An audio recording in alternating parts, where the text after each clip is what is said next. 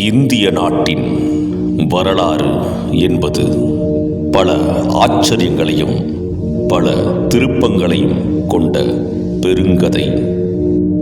அதனை ஆனந்த விகடனின் சிறந்த எழுத்தாளர் திரு மதன் அவர்களின் படைப்பான வந்தார்கள் வென்றார்கள் என்ற நூலின் எழுத்துக்களையும் எனது எழுத்துக்களையும் கொண்டு நான் உருவாக்கிய சிறு காணொளிகளை தொகுப்பாக்கி உங்களுக்கு சமர்ப்பிக்கிறேன். தவறுகள் ஏதுமிருப்பின் மன்னிக்கவும்.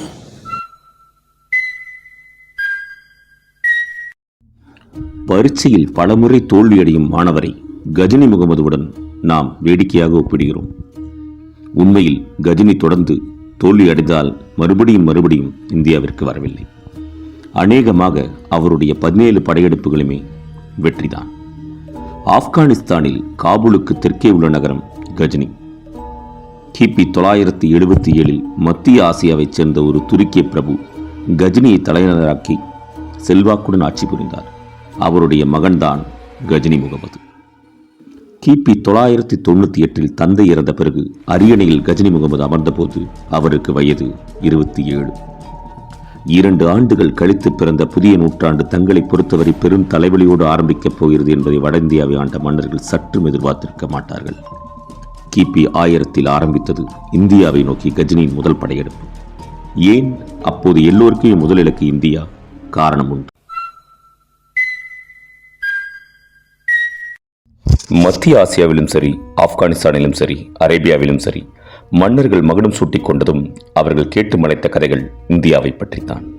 இந்திய மண்ணில் வெண்ணெய் முட்டும் கோயில்கள், கட்டி முடிக்கப்பட்ட மாளிகள், கொட்டி கிடக்கும் ஆபரணங்கள், இவை பற்றி பலர் விளக்கமாக விவரிக்க வெறிச்சோடிய பாலைவனத்தையும் கரடுமுரடான மலைத்தொடர்களையும் சூழ்நிலையாக கொண்டு ஆட்சி புரிந்த மன்னர்களின் கண்களில் ஆச்சரியம் பொங்கியதில் ஆச்சரியமில்லை. மாபெரும் குதிரைப்படையோடு காலதாமதம் செய்யாமல் கைபர் கணவாய் வழியாக இந்தியாவுக்குள் நுழைந்தார் கஜினி முகமது. சிந்து நதியை கடந்து பஞ்சாப் இடமில் அவர் படை புகுந்த பொழுது அதை மடக்கி நின்று எதிர்கொண்டது பஞ்சாப் மன்னன் ஜெயபாலனின் படை. அசுரத்தனமும் அதிபுத்திசாலித்தனமும் கலந்து போரிட்ட ஆப்கான் படையிடம் ஜெயபாலன் வீரர்களின் வீரம் எடுபடவில்லை. முதல் போரிலேயே பெரும் வெற்றி அடைந்தது கஜினியின் படை. வெற்றியைத் தொடர்ந்து வெறியாட்டத்தில் இறங்கினார்கள் ஆப்கான் படையினர். பஞ்சாப் பூமியில் அவர்கள் கொள்ளையெடுத்த செல்வத்தை அள்ளிக்கொண்டு ஒட்டகங்கள் மீது ஏற்றி வைப்பதில் 1000 ஆப்கான் வீரர்கள் பல மணி நேரம் செலவிட்டார்கள். வந்த விகத்தில் ஊர் திரும்பினார்கள். ஒவ்வொரு முறையும் இதே கதை, இதே கொள்ளைகள், பிறகு ஊர் திரும்பல். கஜினி முகமதுக்கு இந்தியா மிகவும் பிடித்து போய்விட்டது. கிபி 1000 ஆரம்பித்து அநேகமாக ஆண்டுக்கு ஒரு முறை இந்தியாவின் மீது படையெடுப்பதை பிரத்யேக திருவிழாவாக கொண்டாடினார் கஜினி முகமது. கஜினியின் வாழ்வீச்சில் சௌராஷ்டிரம், சன்னோசி, மதுரா, தானேஸ்வர் நகரங்கள் தரைமட்டமானது. கஜினிக்கு விசித்திரமான ஒரு கொடூர பழக்கம் இருந்தது. அவர் வெற்றி கொண்ட மன்னர்களின் கைவிரல்களை அனைத்தையும் வெட்டி எடுத்துக்கொண்டு ஊருக்கு திரும்புவது. இப்படி தபால் தலைகள் போல அவர் சேகரித்த விரல்களின் எண்ணிக்கை ஆயிரக்கணக்கில். இந்தியாவில் அரண்மனைகளில் உள்ள செல்வங்களை விட கோயில்களில் உள்ள செல்வம் அதிகம் என்று ஒற்றர்கள் கஜினி முகமதின் காதுக்கு கொண்டு சென்றனர். குறிப்பாக சோமசுந்தர் கோயிலுக்கு நேர்ந்த அனுபவம் ஓர் உச்சகட்ட பயங்கரம். டிசம்பர் 1025 சோமநாதர் கோயிலுக்கு என்ன நடந்தது? நாளை பார்ப்போம்.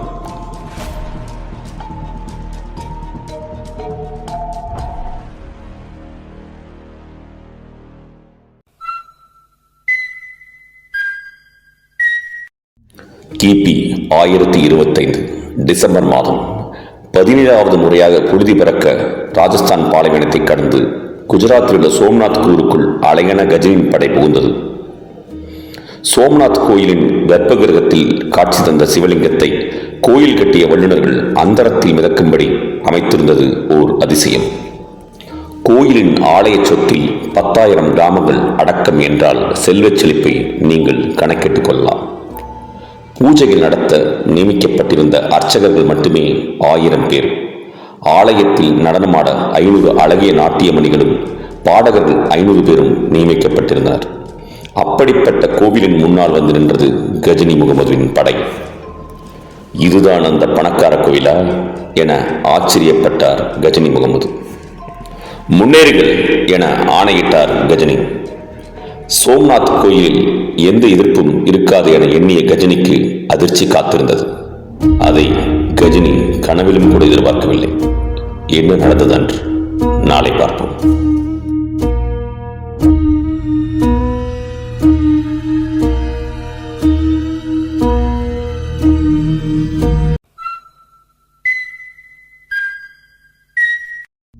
சோமநாத் கோயிலில் தன்னை எதிர்க்க யாரும் இருக்க மாட்டார்கள் என எண்ணிய கஜினியை பல்லாயிரக்கணக்கான ஊர் மக்களும் கோயிலில் பணிபுரிந்தவர்களும் அர்ச்சகர்களும் திரண்டு எழுந்து எதிர்த்தனர்.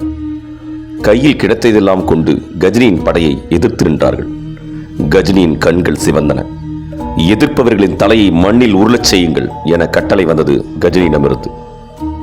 ஆப்கான் வீரர்களின் வாட்கள் சுழண்டன. வெட்டி தள்ள தள்ள மேலும் மேலும் மக்கள் முன்னேறி வந்து வழிமறித்தார்கள். 50,000 பேரின் தலைகளை வெட்டி சாய்த்தது கஜினியின் படை. இந்த வெறியாட்டத்திற்கு பின் கர்ப்பகிரகத்தில் அந்தரத்தில் ஒளிவீசி மிதந்து கொண்டிருந்த சிவலிங்கத்தின் மீது கஜினியின் பார்வை திரும்ப மேலும் பிரமித்தார் கஜினி. கையில் இருந்த ஈட்டியை கொண்டு லிங்கத்தை சுற்றி சுழற்றி பார்த்தார். பலே, சாமர்த்தியமாகத்தான் அமைத்திருக்கிறார்கள். காந்த சக்தியை கொண்டு கட்டியிருக்கிறார்கள். இந்த சுவர்களை இடிங்கள் என ஆணையிடப்பட்டது. சுவர்களை இடிக்க இடிக்க லிங்கம் கீழே இறங்கி இறுதியில் கீழே விழுந்தது. அந்த லிங்கத்தை இரு கைகளாலும் தூக்கி வந்து கோயில் முன் போட்டுடைத்தார் கஜினி. சோமநாதர் கோயிலிலிருந்து ஆப்கானுக்கு கஜினி கொண்டு சென்ற தங்கத்தின் எடை எவ்வளவு என்று தெரியுமா உங்களுக்கு? அவர் அடிமைகளாக அழைத்துச் சென்ற இந்தியர்கள் எத்தனை பேர் என்று தெரியுமா உங்களுக்கு? நாளை பார்ப்போம்.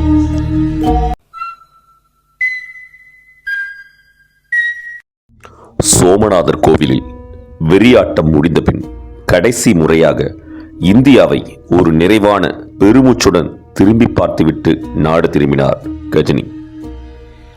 சோமநாதர் கோவிலிலிருந்து கஜினி கொண்டு போன தங்கத்தின் எடை 6000 கிலோ.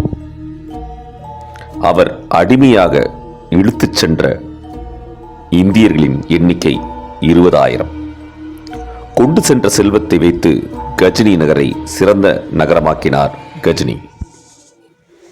வடமேற்கில் தொடர்ந்து கஜினி முகமது படையெடுத்துக் கொண்டிருந்த அதே நேரத்தில்தான் ஒரு மாவீரன் இந்தியாவின் தென்பகுதியிலிருந்து ஒரு பெரும் படையுடன் வடக்கு நோக்கி வந்து சேர்ந்தார்.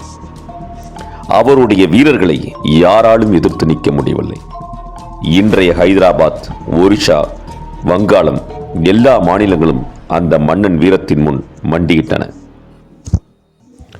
கங்கை நதி நீரை குடங்களில் நிரப்பி தான் வெற்றி கண்ட மன்னர்களின் தலை மீது வைத்து தன் ஊருக்கு திரும்பினார் அந்த மன்னன்.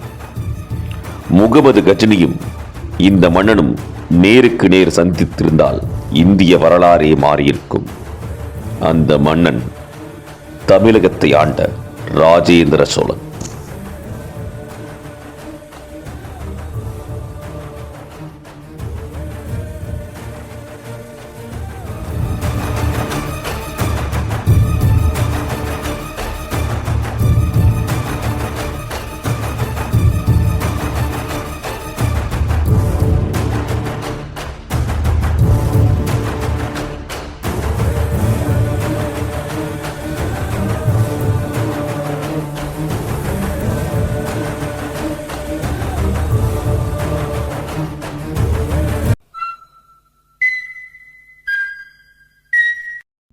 ஆப்கான் திரும்பிய கஜினி 1030 இறந்து போன செய்தி கேட்டு வட இந்தியா நிம்மதி பெருமூச்சு விட்டது. டெல்லி, இந்தியாவின் நெற்றிப்பகுதியை வசீகரமாக அலங்கரிக்கும் இந்த மங்கள பொட்டை அழிக்க பார்த்த வேற்று நாட்டவர்கள் எத்தனை பேர்? அதற்காக எத்தனை முயற்சிகள்! வேற்று நாட்டு படைகளை எதிர்த்து வெற்றி கண்ட இந்திய மன்னர்களில் முக்கியமான ஒருவர் டெல்லியை ஆண்ட பிருத்திவிராஜ் சவுகான். கண்ணோசி நாட்டு மன்னன் ஜெயச்சந்திரனின் மகள் சம்யுக்தையை காதலித்தார் பிருத்திவிராஜ். பிருத்திவிராஜை தன் எதிரியாக நினைத்த ஜெயச்சந்திரன் சம்யுக்தியின் சுயம்பரத்திற்கு பிருத்திவிராஜுக்கு அழைப்பு விடுக்கவில்லை. மேலும் பிருத்திவிராஜை அவமானப்படுத்த வேண்டும் என்பதற்காக பிருத்திவிராஜ் போன்று ஒரு சிலையை செய்து சுயம்பர வாயிலில் வாயிற்காப்பான் போல நிற்க வைத்தார் ஜெயச்சந்திரன். இதை கேள்விப்பட்ட பிருத்திவிராஜ் புயலாக புறவியில் பாய்ந்து சம்யுக்தியை அவள் விருப்பத்துடன் கடத்திச் சென்றார். இந்த கதையை பள்ளி வரலாற்று புத்தகங்களில் நாம் படித்திருப்போம். 1191 ஆண்டு ஆப்கானிலிருந்து டெல்லியை கைப்பற்ற பெரும்படையோடு வந்தார் முகமது கோரி. மாற்றானிடம் மண்டியிடக்கூடாது என வீரமுழக்கம் செய்த பிருத்திவிராஜ் ராஜபுத்திர மன்னர்களை அனைவரையும் குறுகிய காலத்தில் ஒன்று சேர்த்தார். 1191 ஆண்டு நடந்த யுத்தத்தில் ராஜபுத்திரர்களின் வீரத்துக்கும் ஆவேசத்துக்கும் முன் தடுமாறி தோற்றது ஆப்கான் படை. தோல்வியுற்ற முகமது கோரியை பிருத்திவிராஜ் கொல்லாமல் விட்டது எவ்வளவு பெரிய தவறு என்பதை அவர் அப்போது அறிந்திருக்கவில்லை. பிருத்திவிராஜ் செய்த இந்த தவறு அவரின் வரலாற்றையும் இந்திய வரலாற்றையும் மாற்றியமைத்தது. என்ன நடந்தது? நாளை பார்ப்போம்.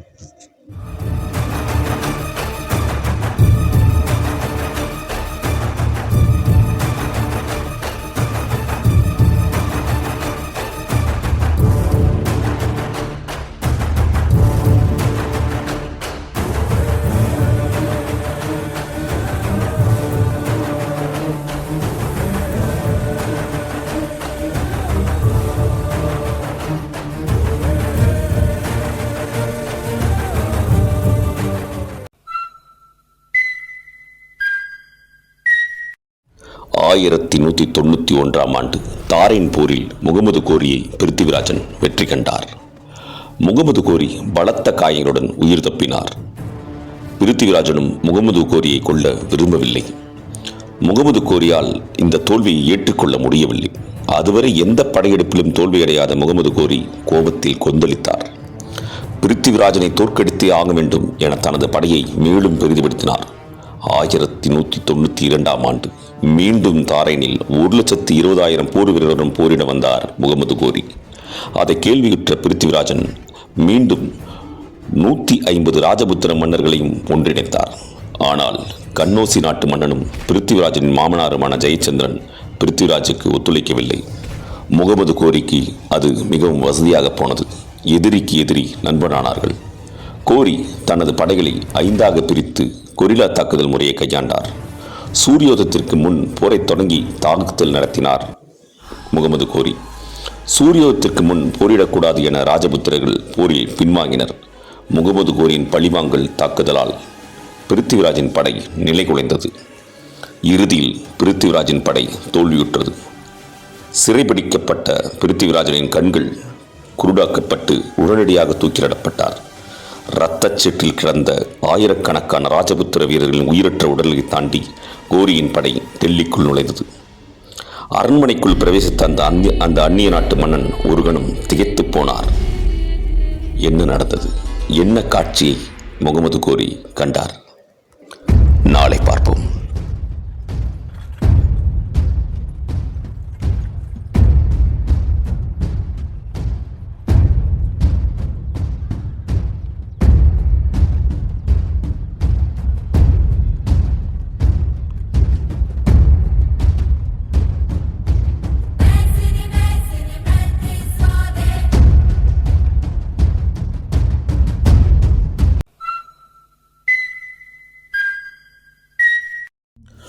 இந்தியாவின் ராஜபுத்திர மன்னர்களின் கோட்டைகளை எதிரிப்படைகள் முற்றுகையிட்டு தாக்கும் போது போரில் தோற்கும் நிலையில் இருப்பின் ராஜபுத்திர மன்னர்களின் மனைவிகள் மற்றும் குலப்பெண்கள் எதிரிகளின் கையில் சிக்கி சீரழிவை தடுக்கும் நோக்கத்தில் பெரும் தீ வளர்த்து அதில் கூட்டாக தீக்குளித்து உயிரை மாய்த்துக் கொள்வர். இதனை ஜௌகர் என குறிப்பிடுவார்கள் ராஜபுத்திரர்கள். கணவன் பிருத்திவிராஜன் இறந்த செய்தி கேட்டு சம்யுக்தியும் ராஜபுத்திர பெண்களும் கூட்டாக தீயில் இறங்கினர். அரண்மனைக்குள் பிரவேசித்த முகமது கோரி பெண்கள் அனைவரும் தீக்குளிப்பதை பார்த்து ஒரு கணம் திகைத்து போனார். அந்த அக்னி ஜுவாலையில் சம்யுக்தியின் உயிர் பிரிந்து மீண்டும் பிருத்திவிராஜனுடன் இணைந்தது. முகமது கோரி ஜெயச்சந்திரனையும் விட்டு வைக்கவில்லை. 1193 ஆண்டு சந்த்வார் எனுமிடத்தில் ஜெயச்சந்திரனுக்கும் முகமது கோரிக்கும் கடும் போர் நடைபெற்றது. இதில் ஜெயச்சந்திரனின் படைகள் வெற்றியை நெருங்கிக் கொண்டிருந்தது. போரிட்டுக் கொண்டிருந்த ஜெயச்சந்திரன் கண்களில் ஓர் அம்பு வந்து பாய்ந்தது. யானையின் மீதிருந்து கீழே விழுந்த ஜெயச்சந்திரன் எதிரிகளால் கொல்லப்பட்டார். வட இந்தியாவின் மிகப்பெரிய 2 அரசர்களை கொன்றதால் வட இந்தியா முழுவதும் கோரியின் கீழ் வந்தது. இவர்களின் இறப்பு இந்திய வரலாற்றை மாற்றியது. வேற்று நாட்டவர்களின் கீழ் வட இந்தியா ஐக்கியமானது. முதல் யுத்தத்தில் முகமது கோரி வெற்றி கொண்டும் பிருத்திவிராஜ் அவரை கொல்லாமல் விட்டது போர் தர்மமாக கருதப்பட்டாலும் அதனால் நடந்த மாற்றங்கள் பல நூற்றாண்டுகள் தொடர்ந்தது. இந்திய மண்ணில் பிரவேசித்த அந்நிய படைகளை எதிர்த்து அவர்களை விரட்டி அடித்த ஒரு மாவீரனை ராஜபுத்திரர்களால் இன்னும் மறக்க முடியவில்லை. வட இந்தியாவை ஆட்சி செய்ய முகமது கோரி தேர்ந்தெடுத்த நபர் யார் தெரியுமா? அவர் ஒரு அடிமை. யார் அவர்? நாளை பார்ப்போம்.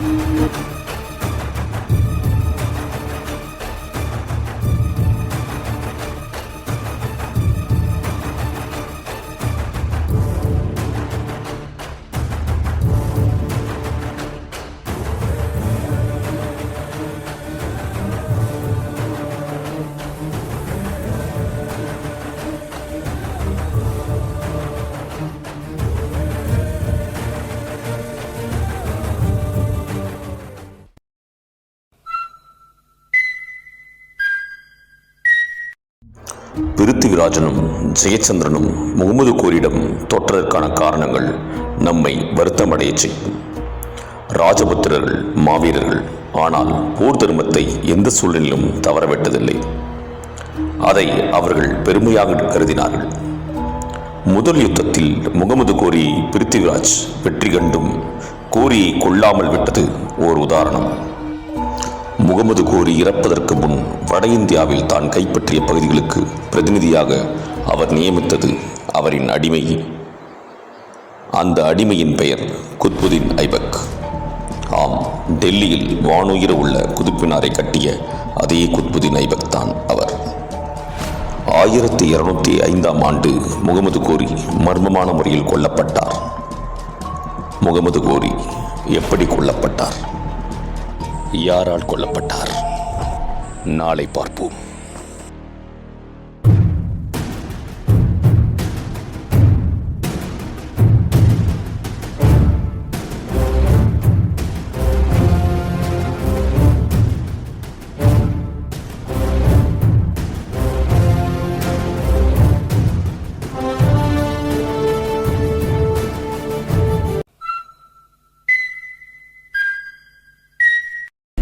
வரலாற்றில் தீர்க்கப்படாத பல சந்தேக முடிச்சுகள் உள்ளன. அதில் ஒன்று முகமது கோரி எப்படி கொல்லப்பட்டார், யாரால் கொல்லப்பட்டார் என்பதுதான். முகமது கோரியின் இறப்பு 2 விதமாக கூறப்படுகிறது. பிருத்திவிராஜ் ராஷோ என்ற புத்தகத்தில் முகமது கோரியின் கொலை இவ்வாறு எழுதப்பட்டுள்ளது. பிருத்திவிராஜ் சவுகான் போரில் கொல்லப்படவில்லை. பழுக்க காய்ச்ச ஈட்டியால் பிருத்திவிராஜின் 2 கண்களையும் தோண்டி எடுத்து பார்வையாக்கச் செய்த கோரி பிருத்திவிராஜனையும் அவரது நண்பன் கவிசந்த் பர்தாயினையும் கைதிகளாக்கி தன்னுடனே அழைத்துச் சென்றார். சிந்து சமவெளிகளில் கூடார வாயிலில் மந்திரி பிரதானிகளுடன் அமர்ந்திருந்த கோரி வில்வித்தையில் வீரன் என்று அழைக்கப்பட்ட பிருத்திவிராஜிடம் 2 கண்களையும் குருடாக்கிய பின் உன்னால் வில்லை இயக்க முடியுமா என்று பிருத்திவிராஜிடம் சவால் விடுகிறார் கோரி. முயற்சிக்கிறேன் என்று வில்லை வாங்கினார் பிருத்திவிராஜ். சுமார் 100 அடி தொலைவில் ஒரு அடிமை நிற்க வைக்கப்பட்டு அவன் தலையில் ஒரு கனி வைக்கப்பட்டது. பிருத்திவிராஜ் அருகில் இருந்த நண்பர் கவிசந்த் முகமது கோரி அமர்ந்திருந்த இடத்தை பிருத்திவிராஜிடம் சொல்லி உதவ வில்லை திருப்பி பிருத்திவிராஜை அம்பு காற்றை கிழித்து கொண்டு மின்னலாக சென்று கோரியின் மார்பில் பாய்ந்து கோரியின் முதுகு வழியாக வந்தது. முகமது கோரியின் உயிர் அந்த இடத்திலேயே பிரிந்தது. பிருத்திவிராஜனும் கவிச்சந்தும் கத்தியால் குத்திக்கொண்டு அவர்கள் உயிரை அவர்களே மாய்த்துக் கொண்டனர். இன்றைக்கும் ராஜபுத்திரர்கள் இந்த சம்பவத்தை பாடல்களாக உணர்ச்சி பெருக்குடன் பாடுகிறார்கள். இந்திய மண்ணில் பிரவேசித்த அந்நிய நாட்டு படையை எதிர்த்து வாள் உயர்த்தி அவர்களை ஒரு போரில் விரட்டி மடித்த ஒரு மாவீரனை ராஜபுத்திரர்களால் இன்றைக்கும் மறக்க முடியவில்லை.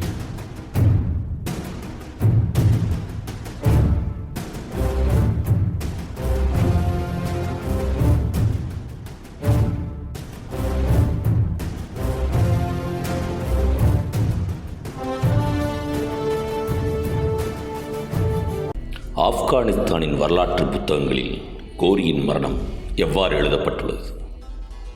நாளை பார்ப்போம்.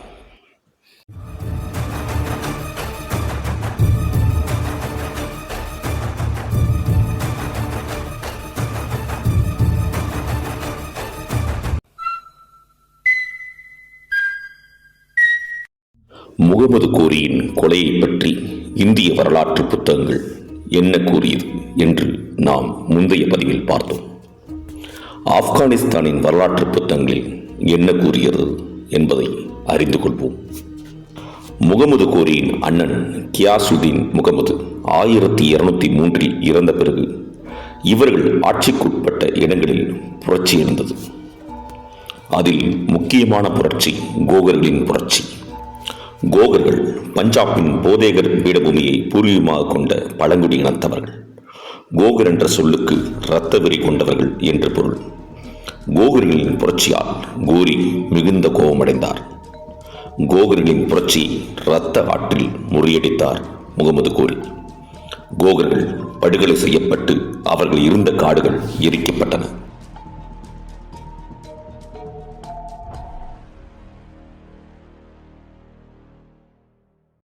கோகர்களை தோற்கடித்த பிறகு தனது தலைநகருக்கு திரும்பும் வழியில் டாமியக் என்ற இடத்தில் முகமது கோரி ஓய்வெடுத்துக் கொண்டிருந்தார். அவர் இறை வழிபாட்டில் இருந்த நேரத்தில் அவரை சில மர்ம கும்பல் சுற்றி வளைத்தது. இதை சற்றும் எதிர்பாராத முகமது கோரி சுதாரிப்பதற்குள் அந்த கும்பல் அவரின் எதிரிகள் அவரை சராமரியாக கத்தியால் குத்திக் கொண்டனர். முகமது கோரிக்கு அப்போது வயது 67. முகமது கோரியின் மகளின் கல்லறைக்கு அருகே அவரின் கல்லறையும் அமைக்கப்பட்டது. முகமது கோரியின் இறப்பிற்கு பின் ஆப்கானில் கோரி ஆட்சி சில ஆண்டுகளில் முடிவுற்றது. ஆனால் இந்தியாவில் முகமது கோரி விதைத்த விதை 500 ஆண்டுகள் வரை நீடித்தது. இந்தியாவில் இஸ்லாமிய ஆட்சிக்கு வித்திட்ட முதல் மன்னர் முகமது கோரி.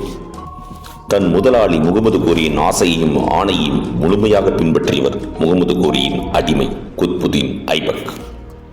தாய், தந்தை, உற்றார், உறவினர் அனைவரையும் விட்டு அடிமையாய் விற்கப்பட்ட ஒருவர் நாடாள முடியுமா? முடிந்தது. எப்படி முடிந்தது? நாளை பார்ப்போம்.